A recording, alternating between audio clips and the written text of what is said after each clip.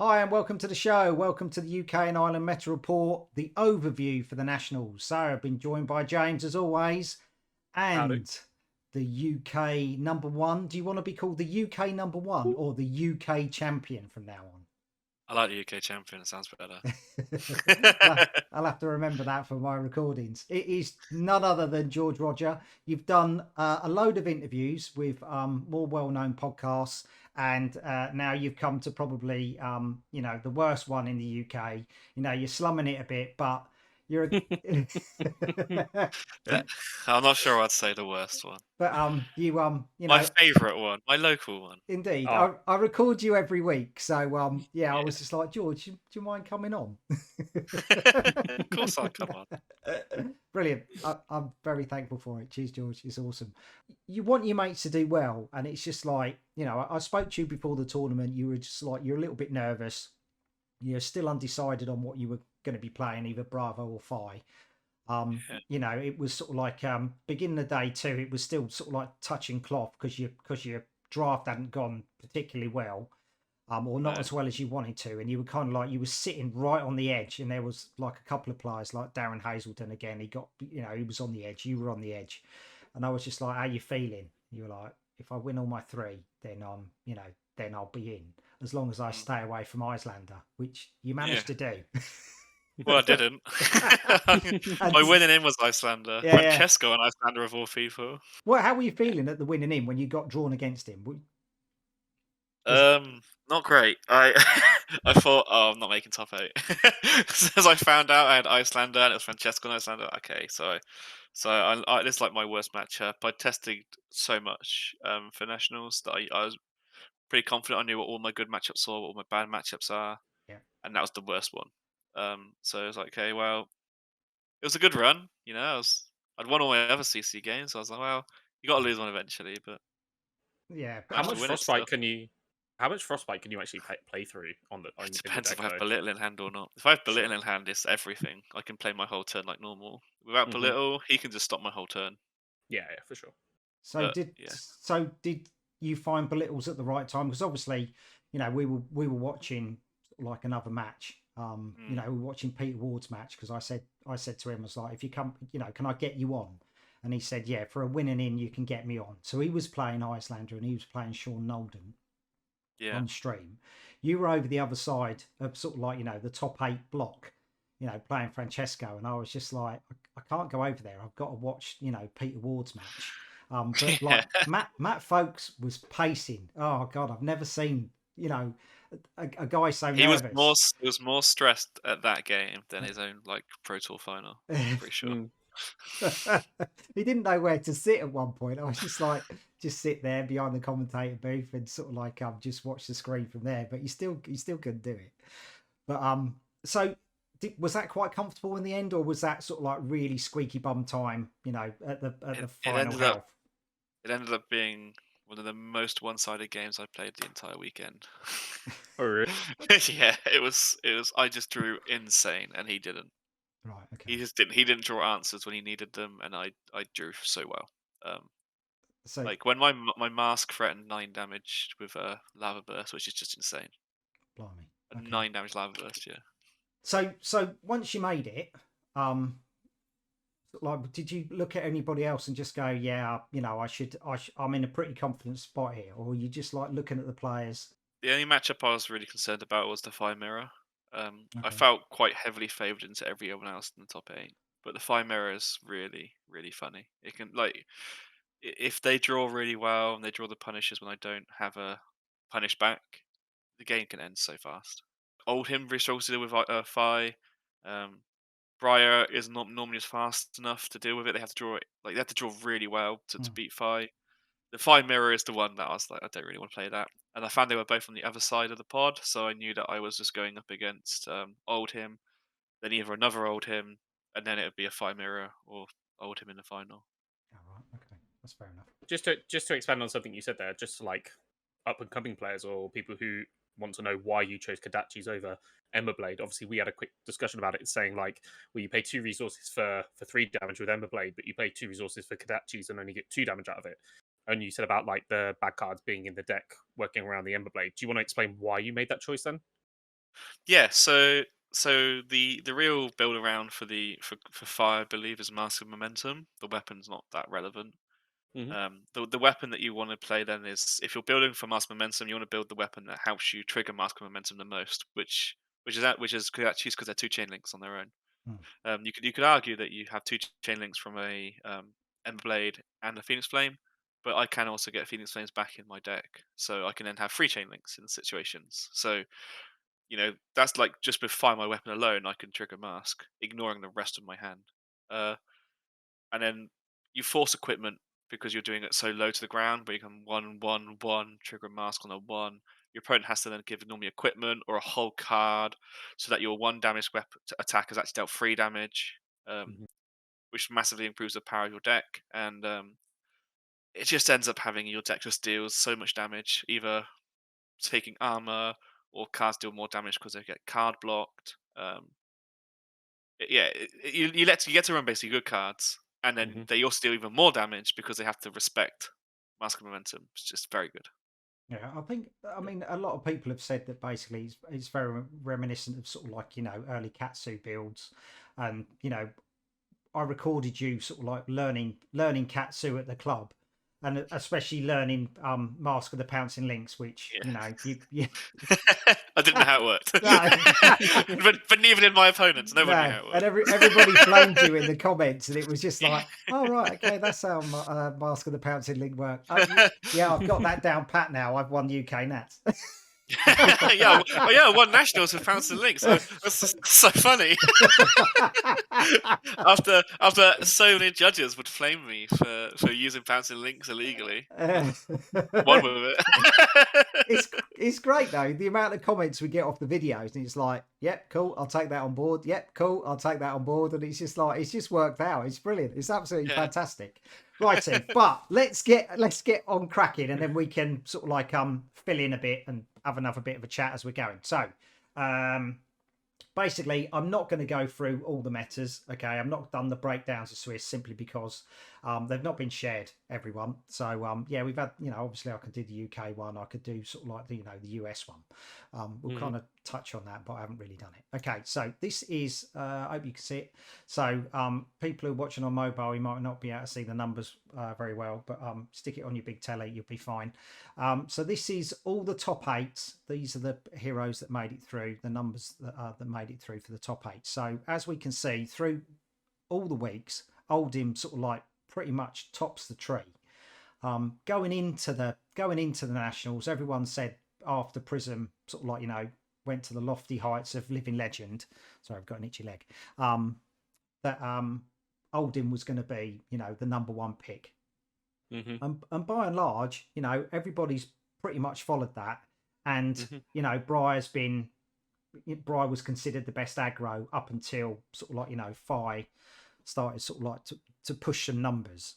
Fi's numbers obviously have increased on the week 3. Compared to sort of like week 1 and week 2, they've slowly built. Do you think that your Fi build made the impact that you wanted it to? I mean, I would have thought sort of like that we might have seen an increase. I mean, we saw an increase in the US Nationals for Fi. I mean, there was Yeah. 78 Fi, and I think 75 Oldhim. I mean, it was just like, wow, but they were still on Emberblade builds and not Kodachi builds. Well, there was some Emberblade. When I talked to some people who went to the US, they said there was a lot of Kodachi builds that were hanging around there. Okay. Do you think you need a little bit more practice with Kodachi over Emberblade? Way more practice. It's way more complicated than Emberblade, because Emberblade has really linear game plan on how you want to play the turn out. Because of things like spreading flame requiring you to do very specific things, or your weapon requires you to play certain cards in a certain order. So the ordering is quite like, there's only one way to play a turn with Emberblade as such.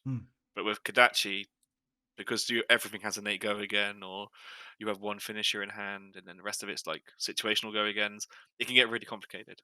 And playing the turn out properly is the difference between threatening mask with a really awkward hit, or like wasting your mask trigger completely. So that's probably why we didn't see a huge increase in Fi. Yeah. Like, okay, well, I haven't. I'm from a Push the Point podcast, you were saying, you know, you need at least 40 games or 50 games with it to like really know what you're doing. And maybe that week going into a nationals is just like, I've put 2 to 3 weeks worth of practice with a hero. I don't want to switch. You know, it's quite hard, isn't it, to just go dump a hero and, you know, jump to the next, you know, potentially Yeah, the but big thing. the Oldhim matchup is really difficult for Kodachi 5 if you don't know what you're doing or you don't have a really clear game plan when you sit down at the table against an Oldhim. So without the reps and experience, you're going to lose that matchup 9 out of 10 times. Whereas when you have loads of experience in that matchup, you win 3 out of 4, which is it's so much better. How many times did you practice that matchup though? Like that Uh, 5 deck into Oldhim? a lot. It must have been like 50, 60 times. Oh, I wow, I had easily 200 reps on the deck, and Jesus. Oh wow, insane. and Oldhim was the most played one I did. So, Sure. but you know Thomas. Did Yeah. you practice against Thomas prior to this? Because you No, practiced against when Matt. when he came and sat down, I had no idea. Someone said to me, "I think he's going to present like loads of armor against you." I went, "Oh God, I have no idea how to play into that. I'll just play like it's normal Oldhim and just see how it goes." And there were whispers I'd found out afterwards that everyone thought I was running Liquefy because I've been joking about it. Okay. I kept saying that Liquefy is an amazing card in a fight with Kodachis and you can destroy their crown. And I think some people would like really like playing around Liquefy that I didn't even have in my 80 cards. It's a shame it wasn't an open deck for the top 8. They go, he hasn't Yeah. bloody well got it. Baited his way to Nationals champ. So it's been said on other podcasts that basically Thomas took the wrong armor suite. When we spoke in our after-match thing, Thomas didn't think he did. Do you No. think he took so his I can't, it was Crown of Providence, wasn't it? Crown of Providence, Ironhide legs, Crater Fist, and Tom didn't lose because of his armor setup. Tom lost because he didn't draw power cards in an aggressive. So because Tom presented that armor setup, Tom was saying to me as soon as he sat down, "I'm on the aggro plan. My only way to win this is the aggro plan. There's no way he can return back to a fatigue in a slow matchup. He is full on aggro, aggro, aggro." yeah. So if he Which starts is, going Spinal Crush, Crippling Crush, I lose the game. not Yeah. Crippling Crush, obviously, but Oakenhold. Yeah. Yeah, I lose the game if he starts doing that sort of stuff to me. But he didn't draw it, or he didn't draw hands that worked properly with it. So what ended up happening was he committed to this aggro plan, and his hands were telling him he couldn't play an aggro plan. So his deck bricked, unfortunately for him, and it made it so I was able to just control the game. Sorry, I say, did you play on that sort of inconsistency then with Oldhim, with the deck that you were building, knowing that they can have those really less than average turns, and your deck just punishes that? Yeah, I really punish aggro Oldhim hard in the deck. Because because of how pouncing links works, and I did it in the game against him.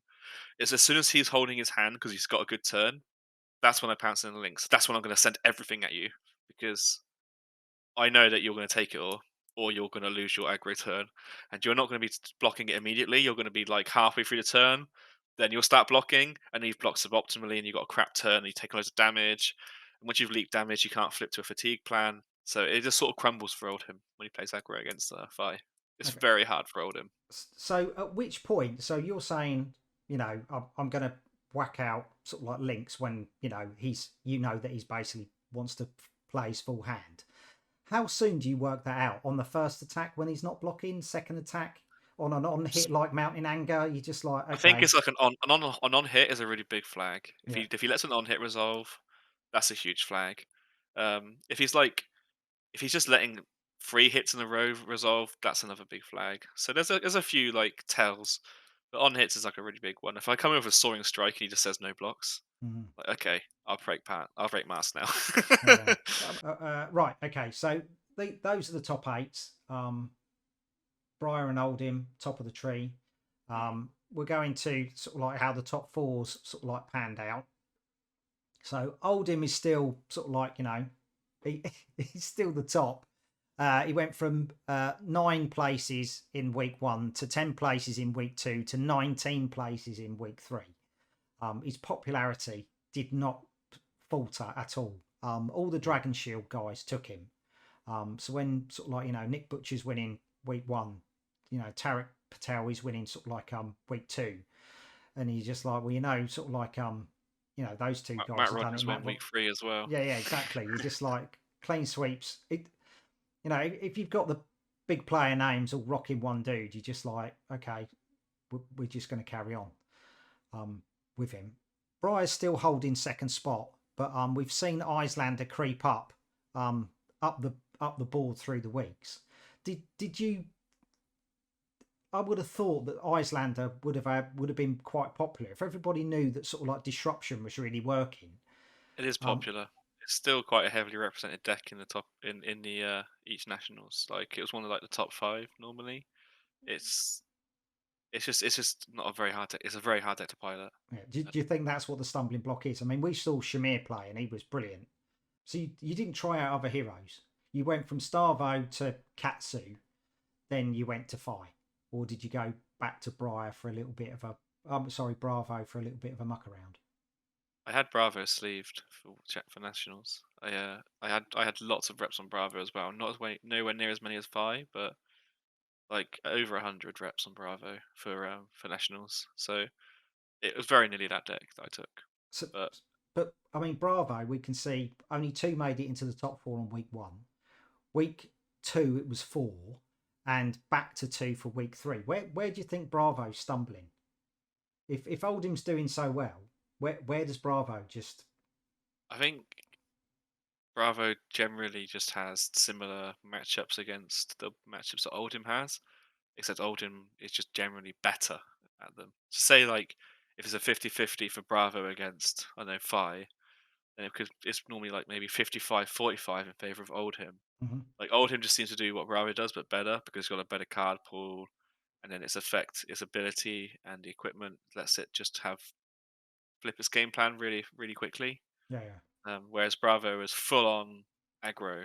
This is my plan: aggro. And then you just hope you hit every turn. If you hit every turn, Bravo is unbeatable. But yeah. he doesn't hit every turn. Righty. Okay. So finals. So these are the hero numbers that have made it through to the finals. So no surprise, Oldhim is up there again. 6 the first week, 5 the week after, and then a massive 10 on the final week. Obviously we had more events on the final week, that's why the numbers are slightly higher. But Bravo made a bit of an impact on week 2, and then he's just totally disappeared. He just I don't know what happened. Maybe it's the regions, maybe it's the metas just go, we're all Bravo players in these countries, and we're going for it. Well, it's like I was saying, Bravo's when he rolls well and he draws really hot hands constantly, he's nigh unbeatable by any deck. No one can stop him when he goes spinal crippling. That just wins everything. Yeah.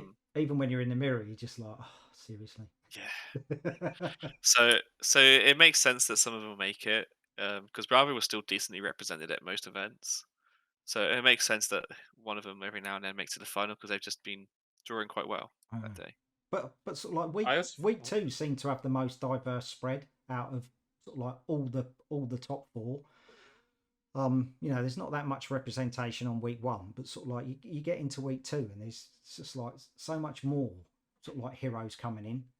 Do you, even though Oldhim is hugely favoured as a pick, do you find that sort of like any hero can really give it their go, or is it literally, if someone's been playing a hero for absolutely ages, give that your best shot? Because we saw Azalea make it into the top 8 in Poland. I don't that think, was amazing. I don't think it's not any here hero now. He's on top 4. Because Oldhim's really oppressive for certain heroes. But lots of heroes have a chance into the meta at the moment. The meta's really is quite open, because Oldhim, while he might have like good win rates into everything, he's not like Starvo, where he had like 90% win rate into certain matchups. Oldhim can creep up to like 70% or so, but then he can still lose 30% of the games, which is quite a lot. These are obviously numbers I'm just pulling out the top of my head, but what I'm trying to say is, but Oldhim, he's favoured, but he's not so insanely favoured that he always wins the matchups all the time. Yeah, we've had that meta before. Obviously with Starvo, it was kind of like if you're playing Starvo, you've got insane numbers. Oh no, for the winning. Starvo meta was horrific. Yeah, because there were only 3 decks in the whole meta. Yeah, but I mean, we're looking here 1, 2, 3, 4, 5, 6, 7, 8, 9, 10, like 10 different heroes making it into the finals in week 2. You're just like, everyone's probably, is thinking, well, I've got a pretty good shot. I'm pretty comfortable playing it. I'm okay into most matches. I've just got to, sometimes you just got to ride your luck. I think you're right. Reps at the moment mean more than maybe your deck choice as such, like the hero, which is the best hero, because the meta isn't. There is no deck which is like I have 90% win rates into the majority of the meta. If you play a deck really well, you can win with it. For sure. Totally. Argument can be made for like the Oldhim and Briar are sort of the better decks of the sort of like of what's available, just because of how well they're representing. But I think you are also right in saying that, because we had sort of had that brief chat earlier as well, saying that regardless of what deck you're playing, if you've got the reps and you understand the matchups well, you can leverage that sort of knowledge and reps. The Azalea in Poland was a great example. He came into that Oldhim matchup with a clear game plan on exactly what he needed to do to win that matchup. He pitch stacked his deck. He was coming in. He was planning on sending a huge wave of endless arrows with Go again. And he came so close to pulling that OTK off against the Oldhim. It was so even like Azalea, which is generally seen as the worst deck in the format, was so close to being able to beat an Oldhim, which is seen as the best deck in the format. So that's like how much closer the meta is nowadays compared to, if you played Azalea into a Starvo, you may as well just like pack your deck away. There's no point playing that game. Right. Okay. So winners. Let's go on to the winners. So we can see that week 1 was dominated by Oldhim. Yeah. We literally came off of Living Legend for Prism, and it was just like we're Oldhim or bust, and you can see sort of like that he dominated everything. Pretty much there wasn't a lot of variation. Obviously we had a lot of variation for week 2. Oldhim's still there. Winning 3 events. Sort of like 1 for Bravo, 1 for Briar, 1 Dash, 1 Dory, 1 Fire, 1 Icelander, and Viserai. Well done, George, for winning with 5 there. And then winners for sort of like week 3 is equal between Briar and Oldhim. I mean, some of the top 8, some of the top 4s were dominated by Oldhim. I think like Portugal, it was all Oldhim. The top 4. It was just like, oh my god. Oldhim really punishes your opponent if they don't know if they don't have a clear game plan into it. It's so punishing. So you'll generally find in the smaller regions where the nationals were maybe 20, 30 people, the Oldhims were just feeding on the newer players or the lower ranking players in the field to make it up there. Whereas when you get into the bigger regions like the UK and US and Canada, there's not the highest tables there's lots of good players at the high tables, so lots of people will play against an Oldhim and know the game plan into Oldhim, so they'll know how to beat it. Yeah. Which is why Oldhim's stats can look a bit skewed, because it really feeds on bad players. Same as Icelander. I think you just got to play your field. If you've got a small nationals, you just like, I just got to play what's in front of me. Yeah, I think it's absolutely. If you think you're the best player in that region and you play Oldhim, you should feel really confident you'll win it. Yeah, totally. Really solid deck to win it with. Yeah, get your world's invite. Bingo, off we go. Right, Exactly. we've got an overall one. Boom. Okay, so these are the wins overall. Oldhim, 15 events he won during the national season. That's a hell of a lot. He looks really impressive when you look at the stats like this, doesn't he? Yeah, but obviously this is skewed because of other metas, smaller tournaments. I'm not taking anything away from smaller tournaments. If you can win a nationals, fair play to you, brilliant. But yeah, 15 over the period. Icelanders equal with Viserai. Viserai was such a weird one because sort of like he was doing really well, and then sort of like we came out of Pro Tour. And then he sort of like just disappeared. Everybody either jumped off of him because they didn't think he was doing well. But you had Oldhim and Icelander. Yeah, but you had like the bigger nationals. We'll say the bigger nationals seem to have like one Viceroy that did really well out of the field. You know, they like we had Alex Chitu for UK. He was absolutely smashing people. You know, when he played Isaac Murray in his top 8, you were just like, okay, you know, Isaac was, you know, on fire. He was sort of like, you know, king of Swiss, and then gets into the top 8, and then it's just like Curse of the King. Here we go. And Alex hit him for 22, sort of like, you know, either turn 1 or turn 2, and it was just like, well, that's pretty much over then, because you've got to really like sustain your life now. Yeah. Did you find Viceroy is actually quite swingy, or it's just like, Oh, it's mega swingy. I'm less comfortable into Viceroy than I am Briar as Fi. okay, is that because Bri, you're just waiting for a channel turn? Yeah, Briar has very specific cards it needs to win, like Channel Heroic and Force of Nature. Viceroy has a lot of cards that it can use to win the game. It doesn't rely on Revel or things like that, and it has ways of finding cards as well really quickly. It's very, very swingy, Viceroy. I guess it leverages like the rune chant arcane damage into you quite well, because I imagine you don't really want to be pitching away for that. I so run you're no kind AB. of just so you're literally just letting that through. So any Mordred Tide turn, I guess, is just almost detrimental if It was goes my super closest wide. game of Nationals was against the Viceroy. I thought I'd lost actually against the Viceroy. I drew a really bad hand, but his hand was even worse. Wow. So we both had this turn of doing nothing, and then I was able to come back afterwards. But that's what you want, isn't it? If you brick, you want your opponent to brick. Yeah, I really hope please. you bricked as Yeah. well.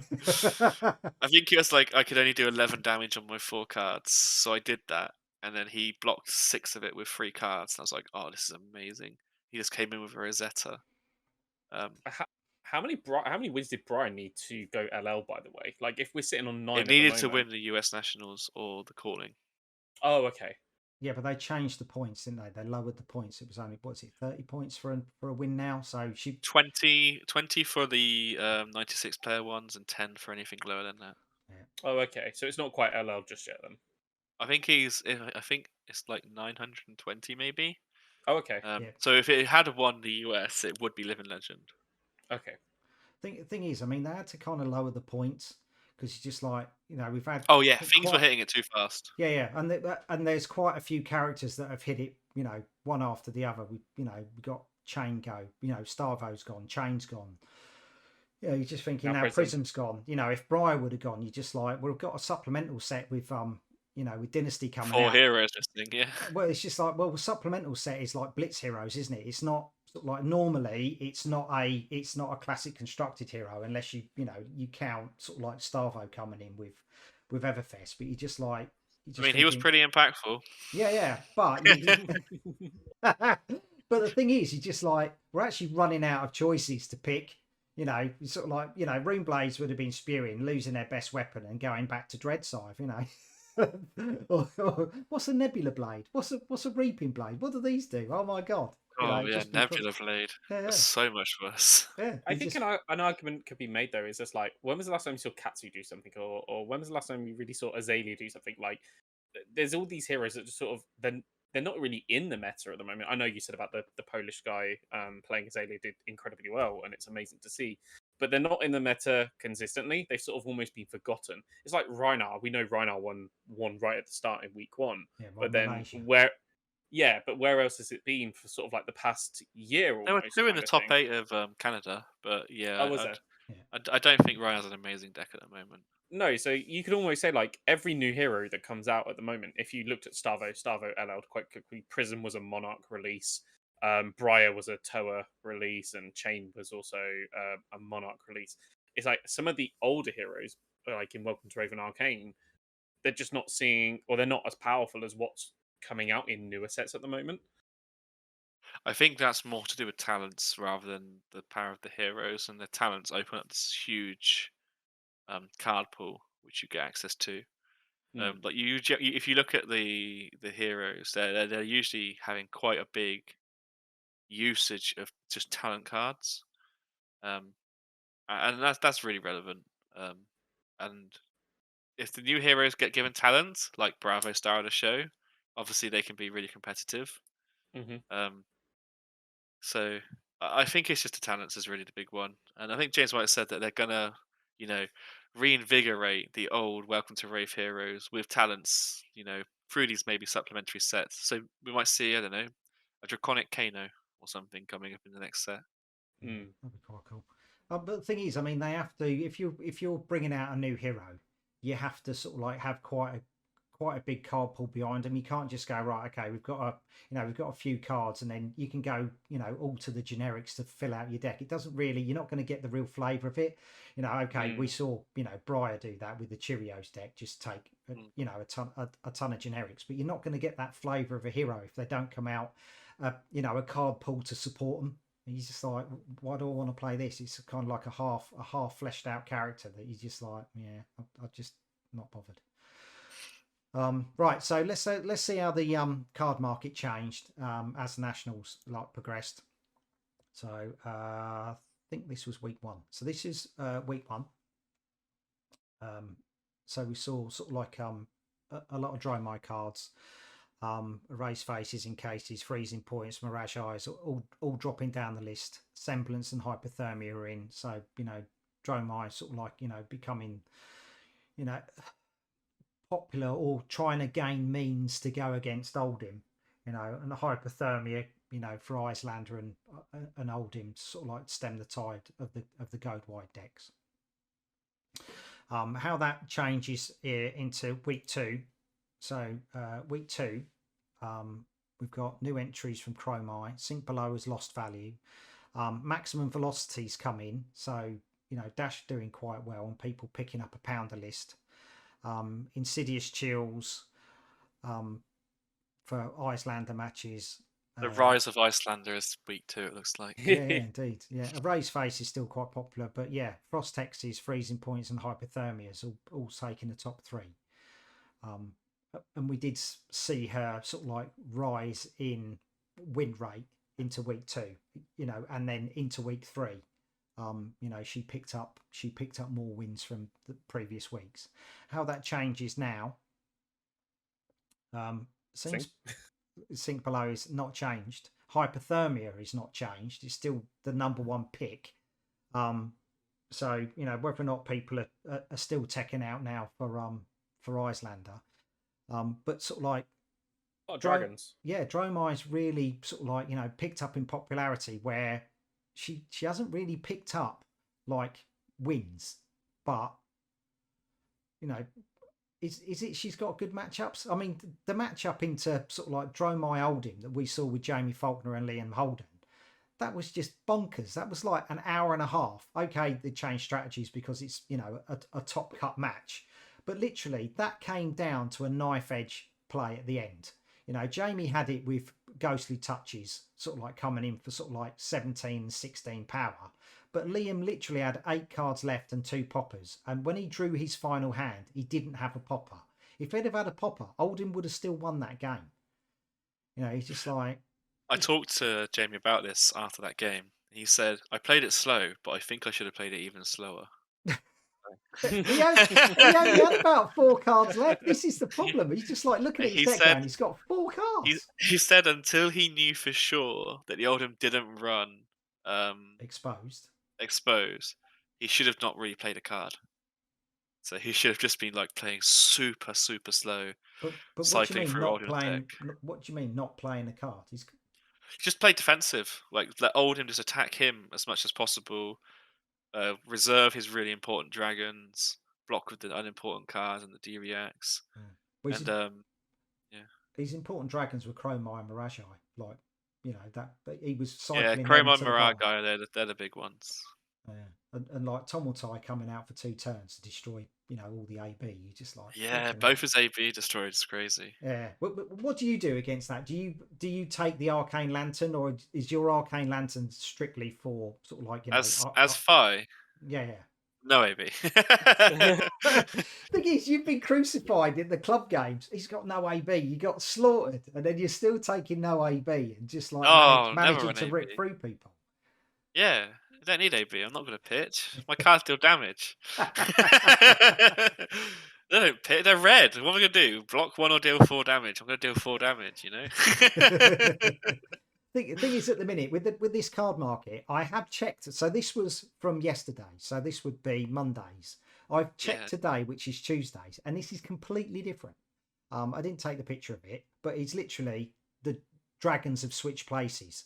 Hypothermia is still number one, so God knows when hypothermia is coming off the block.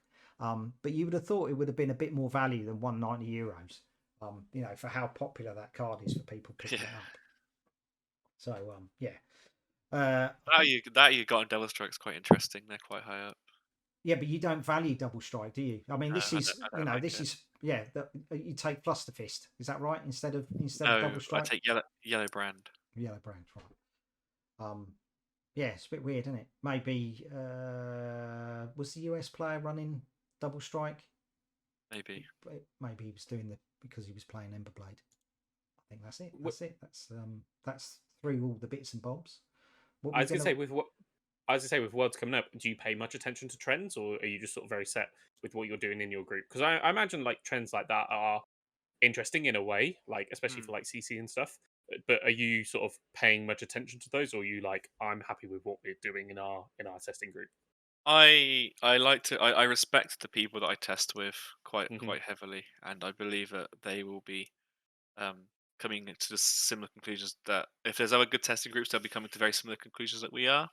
Yeah, and then you'll have similar-ish decks that you'll expect to be the best ones. So knowing that you're playing against these other really good players and how they expect the meta to be, you just have to just hope you're not in a bubble and that you are playing what you think is going to be like a really good meta.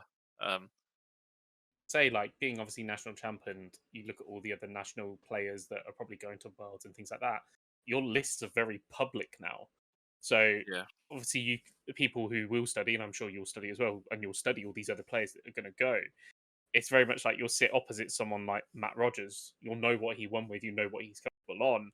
It's like, do you know each other's decks inside out, or is it now this kind of time where you sort of, well, I'm going to tweak my deck ever so slightly, but not change the core of the deck, like you say, so that I've got a surprise in store, or I've got something that's unexpected, or so when you test, you always just take like people from outside your testing groups, like winning lists, as the starting lists which you test against.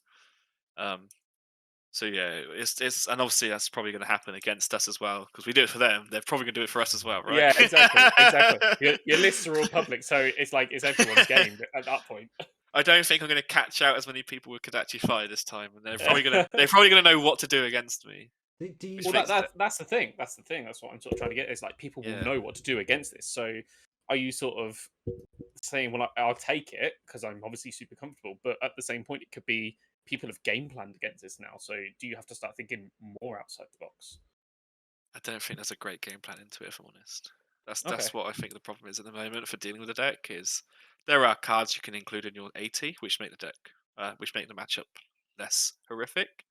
But I don't think there's any like fixes to your deck which make the matchup comfortable at all. I think the matchup's always a hard matchup, and the reps will make them better into me. But I don't think it's that you're ever going to be at a point where like, I've got an 80% win rate into Kadachify, because I don't believe any deck has that sort of win rate against it. Do you think? I mean, we've had this short period after Prism has gone to LL of innovative deck building.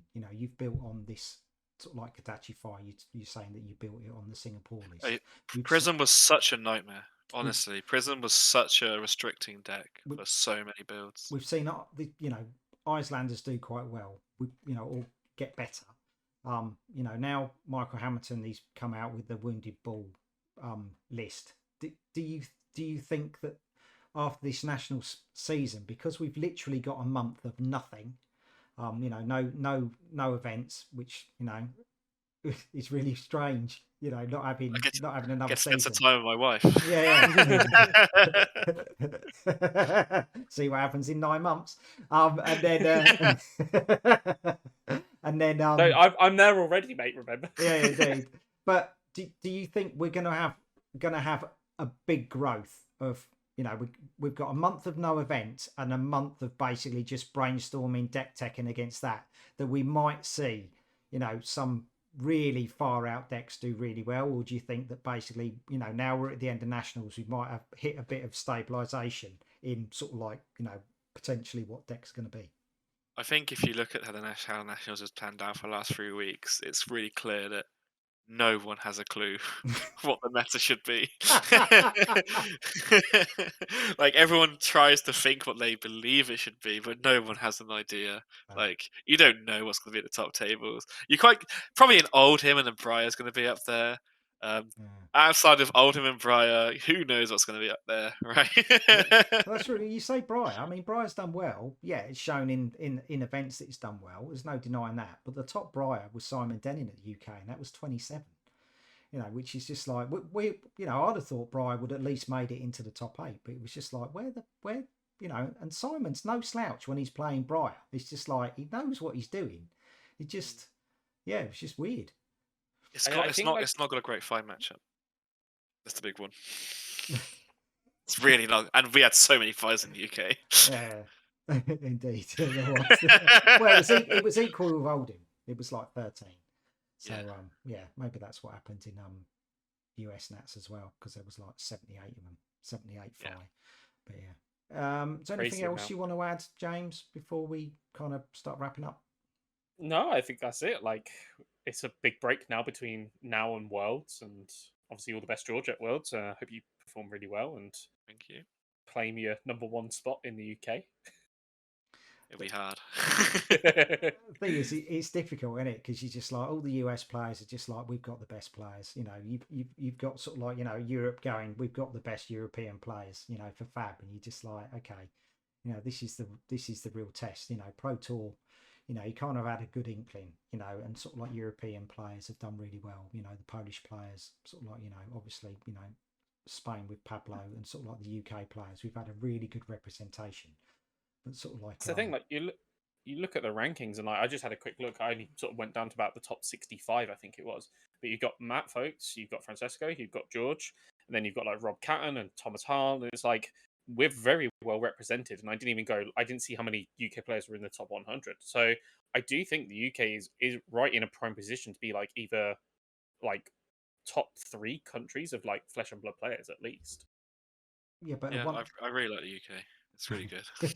I mean, at one point we had, #1 in constructed and #1 in limited. So we had Matt Folks and Jamie Faulkner, both claiming the #1 spots.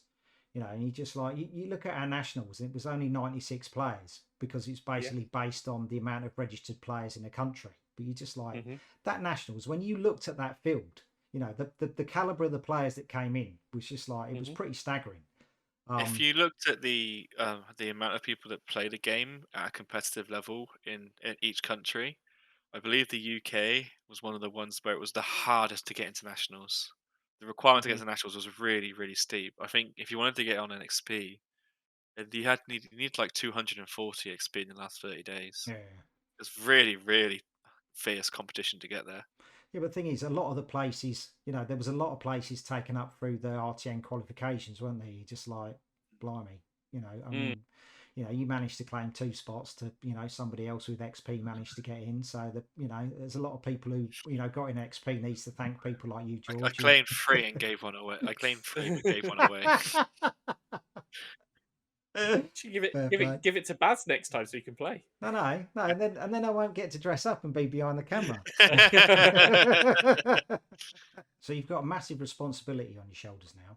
UK champ. Matt did a sterling job. When he was UK champ. Yeah, he won the Pro Tour, so no pressure. You've got a year to practice for that one, though. Yeah. Well, I mean, I try Worlds. It's the only way I can like sound better than Matt. No pressure. But it's the head of the UK community, mate. Well done. Really chuffed for you. Absolutely brilliant. And we've known each other for a while. Through another game. Thanks to Mike, the Destroy Kerslake, for bringing you into Fab. Obviously you started out with Rhinar, and then fancy going into Bravo. But yeah, as soon as Mike said that you were stepping into Fab, I was just like, oh my god, this is going to be brilliant. You know, it's just like you're a fantastic player, absolutely fantastic player, and I knew that you would make us all better. You know, at the shop, and Thank you very much. you have certainly done that. So thank you so much, George. It's been a pleasure. Like, subscribe, leave a comment, say how brilliant George is, because he is a brilliant guy. I've got a Patreon now, so you can toss a coin to the bard, or there's another one, so you can get your name, you know, in the credits.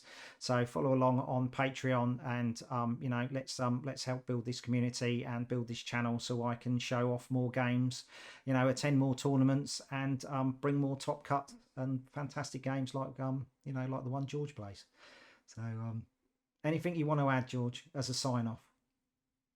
No, just thank you, Barry, for being absolutely brilliant the whole time that we've been playing Flesh and Blood. If it wasn't for like you and Mike, I wouldn't have been playing this game. So it's worked out quite well. It has all right. It's brilliant. Awesome. So stay tuned for more games coming up. All right. Take care. Bye bye. Cheers. Bye.